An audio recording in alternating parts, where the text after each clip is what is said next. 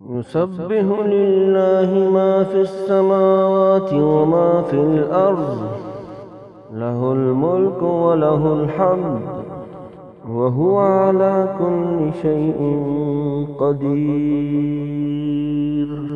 هو الذي خلقكم منكم كافر ومنكم مؤمن، والله بما تعملون بصير. خلق السماوات والأرض بالحق وصوركم فأحسن صوركم وإليه المصير. يعلم ما في السماوات والأرض ويعلم ما تسرون وما تعلنون، والله عليم بذات الصدور. ألم يأتكم نبأ الذين كفروا من قبل فذاقوا وبال أمرهم فلهم عذاب أليم. ذلك بأنهم كانت تأتيهم رسلهم بالبينات فقالوا أبشر يهدوننا فكفروا وتولوا واستغنى الله والله غني حميد.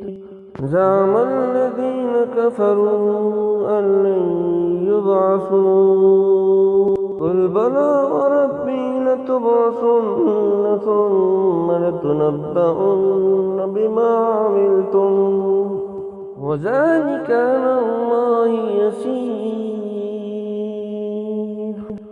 فآمنوا بالله ورسوله والنور الذي أنزلنا، والله بما تعملون خبير. يوم يجمعكم ليوم الجمع، ذلك يوم التغابن. ومن يؤمن بالله ويعمل صالحا يكفر عنه سيئات ويدخله جنات تجري من تحتها الأنهار خالدين فيها أبدا، ذلك الفوز العظيم. والذين كفروا وكذبوا بآياتنا أولئك أصحاب النار خالدين فيها بئس المصير. ما أصاب من مصيبة إلا بإذن الله، ومن يؤمن بالله يهد قلبه، والله بكل شيء عليم. وأطيعوا الله وأطيعوا الرسول، فإن توليتم فإنما على رسولنا البلاغ المبين. الله لا إله إلا هو، وعلى الله فليتوكل المؤمنون.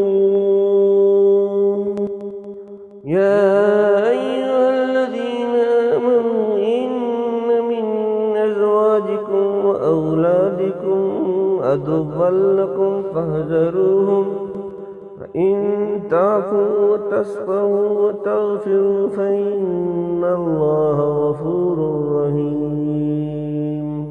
إنما أموالكم وأولادكم فتنة، والله عنده أجر عظيم.